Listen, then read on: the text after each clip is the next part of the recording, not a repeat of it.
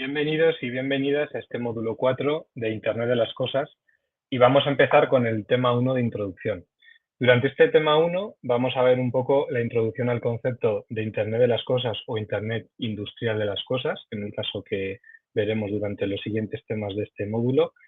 Reflejaremos también un modelo de capas de datos en lo que es un ecosistema de Internet de las Cosas o IoT, ¿vale? O sea, siempre que escuchéis la palabra IoT se refiere a Internet de las Cosas y un poco pues cuál es su evolución. Cuando hablamos de Internet de las Cosas es un término bastante amplio, nos sucedía un poco también en el módulo de cloud, de tecnologías de la nube, y realmente es amplio porque podemos tener proyectos de Internet de las Cosas en muchos sectores, proyectos de IoT domésticos también para temas, por ejemplo, de domótica. Podemos tener distintos tipos de plataformas que estemos utilizando para todo ese análisis de datos, distintos protocolos en la parte de comunicación y también distintas formas de acceder a esa información. Puede ser que esa información se esté consumiendo desde un dispositivo móvil, por ejemplo, ¿no? Porque podemos tener unos sensores que tienen toda una solución a la cual accedemos a través de una aplicación móvil, o pueden estar en un cuadro de mandos, por ejemplo, en un entorno industrial, o podemos estar recibiendo una notificación push, por ejemplo, ¿no? Cuando nos llega un mensajito, ¿no? Una notificación a nuestro teléfono, a nuestra smartwatch o a distintos medios para informarnos de alguna acción que esté sucediendo. Por lo cual, como os digo, es un término que se refiere a un espectro muy amplio de tecnologías, de arquitecturas, incluso a veces, por supuesto, de la capa de cómo adquirimos esos datos, ¿no? de incluso la sensórica y como también hemos comentado, de los propios protocolos de comunicación. Aquí tenéis un poco un resumen de algunos de los sectores, ¿no? Pues podemos hablar, por supuesto, en el sector de automoción, tenemos casos y casos de IoT. En el sector energético también tenemos muchos, construcción, en el caso que decíamos antes de la domótica en nuestras casas, el caso de las Smart Cities, el caso agro. Yo creo que no hay sector ahora mismo, el sector de la medicina, por ejemplo, no hay sector ahora mismo en el cual no encontremos algún proyecto relacionado con IoT. Sí que es cierto que, como veis aquí, estamos refiriéndonos ya al concepto de Industrial IoT, pero simplemente el matiz es que es un subconjunto, o sea, nos referimos a un subconjunto de casos de uso de protocolos de comunicación y de algunos componentes, como veremos, en cuanto a la parte más de arquitecturas, ¿vale? Pero al final, digamos que es un término muy amplio. ¿Dónde surge un poco todo esto? Pues surge el término IoT, pues pasa un poco con el término cloud o el término Big Data. Son términos que se ponen un poco a un montón de casos de uso que en este caso responden a un concepto muy, muy similar. Y en este caso, pues bueno, Internet de las Cosas surgió en el año 99 de la mano de un científico en el MIT. Y como veis aquí un poco en esta transparencia, nos estamos refiriendo a toda esa capacidad de dispositivos, máquinas o objetos que son capaces de transferir datos, o sea, de poder estar generando datos o adquirir esos datos y poder estar transfiriéndolos pues a un sistema centralizado o generar algún tipo, digamos, de acción en otro sistema o incluso una acción humana. Cuando hablamos de arquitecturas en soluciones IoT o el caso ya más específico, Industrial IoT, normalmente es bueno que sigamos un modelo similar al que tenéis en esta transparencia, ¿vale? Que penséis en capas, porque vais a encontrar muchísimas soluciones diferentes, unas más producto comercial, paquetizado, otras que van por bloques, otras incluso open source. Aquí vais a ver que es posible tener una arquitectura de Industrial IoT open source, o sea, desplegando ciertos componentes que están disponibles en repositorios de código públicos y hacer que todo ese camino de datos fluya, siempre y cuando tengamos los protocolos y estándares que iremos viendo durante los distintos temas, pero, como os digo, siempre pensad en capas, aunque inclusive tengamos casos donde algunas de estas capas o todas estén en una misma capa, ¿vale? La capa de abajo del todo es la más la que enseguida entendemos, ¿no? Que es la parte en el IoT, ¿no? En el Internet de las cosas, por la parte de las cosas, ¿no? ¿Cuáles son esos dispositivos, sensores, controladores, autómatas que vamos a ver también en este módulo? Pues digamos toda esa parte que genera esa información. Luego hablamos también de una capa más de conectividad, interoperabilidad y edge computing. Esto sería toda esa capacidad de procesamiento que tenemos cerca de esos sensores, de esas líneas de fabricación.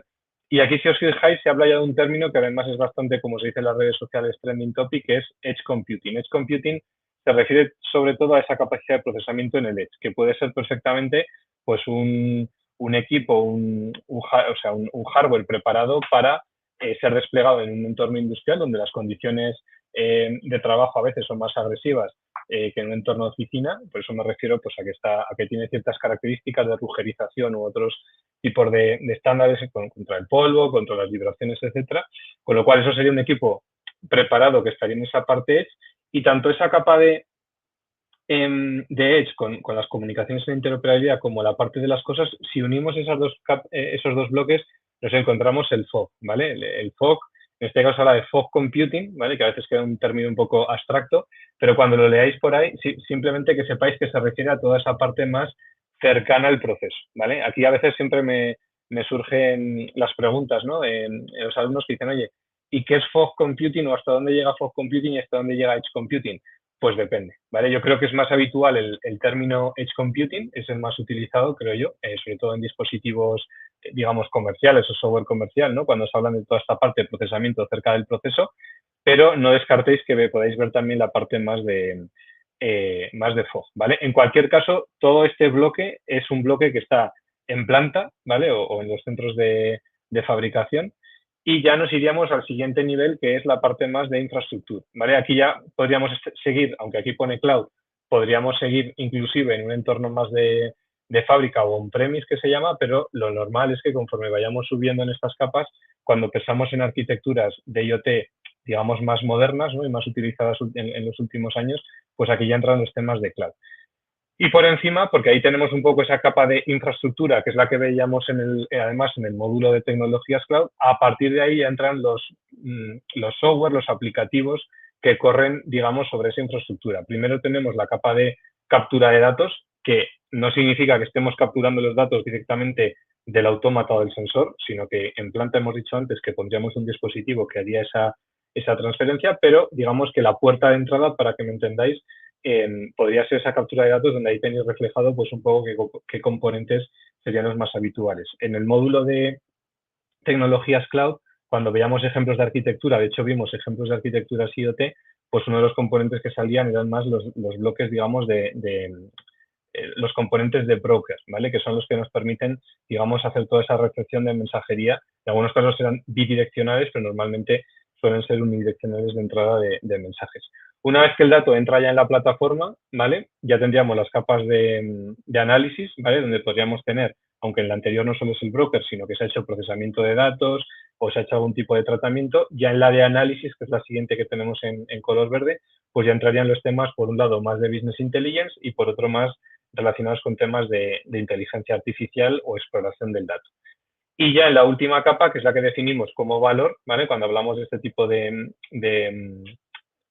arquitecturas y plataformas IoT, pues ya tendríamos la parte de aplicaciones, decir, oye, pues cuáles son las aplicaciones finales que yo tengo en mi entorno industrial, pues oye, la aplicación de logística, la aplicación de mantenimiento, la aplicación de control de proceso, la que fuera, y por encima, por supuesto, los procesos y las personas, ¿no? Que son los que toman decisiones, en algunos casos con sistemas que hacen incluso recomendaciones, ¿no? A los operarios, pero ya las personas son las que tienen, digamos, ese último paso, digamos, de ejecución. Por eso, en esta última capa hablamos tanto de lo que hemos definido como valor. Importante destacar otra vez la diferencia entre Edge y Fog que comentábamos antes. Bien, en esta imagen tenéis también un poco resumen de distintas alternativas. Hemos comentado un poco antes, pero por ir un poco más a lo que son el tipo de arquitecturas más a nivel, o sea, más alto nivel.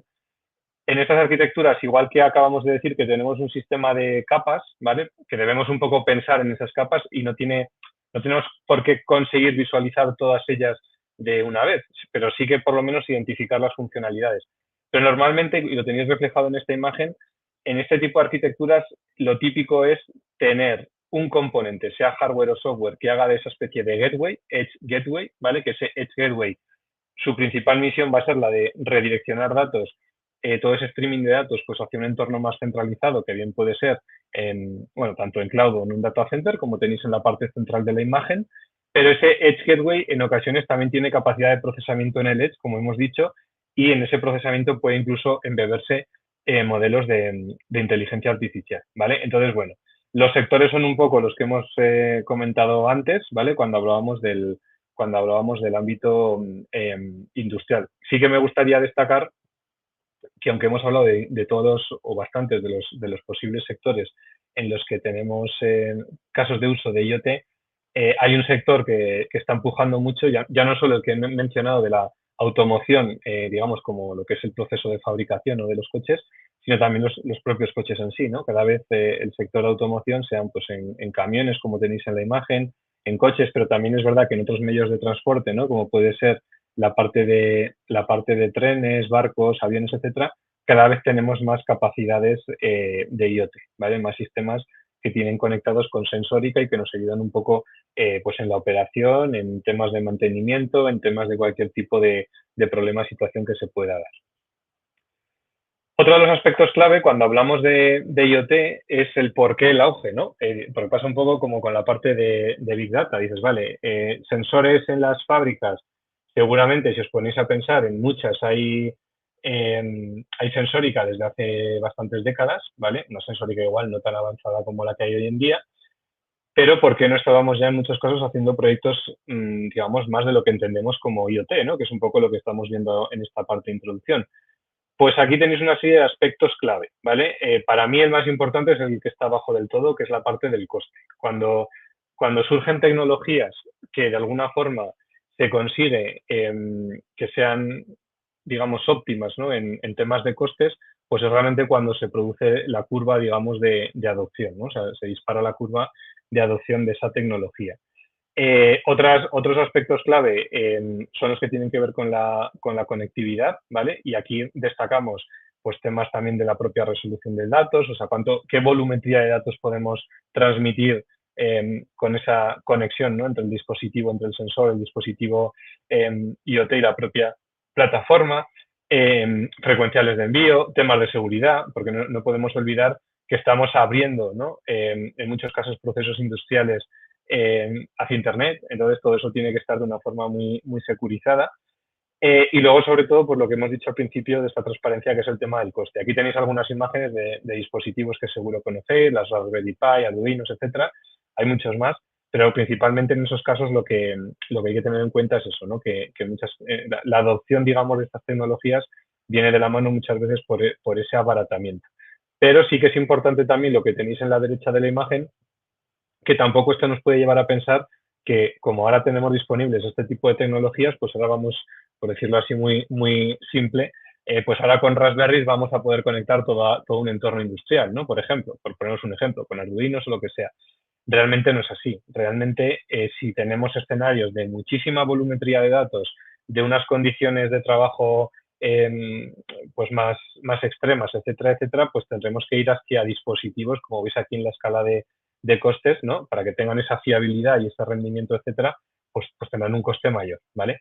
Pero sí que quiero remarcar y destacar que en muchos casos que no se tienen esas necesidades de unas volumetrías súper grandes ni unas necesidades, digamos, de trabajar en escenarios muy extremos o en unas condiciones muy de fiabilidad 100%, pues en muchos casos se pueden conseguir arquitecturas muy de bajo costes y muy rápidas con este tipo de tecnologías. Y otra pregunta que suele surgir mucho es, vale, y entonces si yo arranco un proyecto de IoT, de Industrial IoT, pues ¿cuál es la mejor solución? ¿No? O sea, ¿cuáles me recomiendas? ¿No? Que es una pregunta que además suele salir mucho en los foros. Pues siempre me gusta poner este tipo de imágenes. De hecho, tenéis la web aquí, que es mattruck.com. Es una persona que lleva haciendo mucho tiempo este tipo de representaciones. Y siempre la pongo así porque, como siempre digo en broma, lo importante es que no sepáis entender los logos que hay aquí debajo. Obviamente, si entráis en esa web podréis ver muchos resúmenes. Lo saca una vez cada año, creo. Y si hacéis zoom veréis mucho detalle, ¿no? Este tipo de resúmenes pasa un poco como con la consultora estratégica Gartner, que los hace creo que anualmente, como comentábamos, y por distinto tipo de dominio, ¿no? Pues en este caso más en la parte de IoT, pero puede tener otros en la parte más de inteligencia artificial, cloud, etcétera, ¿vale? Y simplemente la conclusión es que no hay una única solución, no hay un top 3 de soluciones que son las mejores, ¿vale?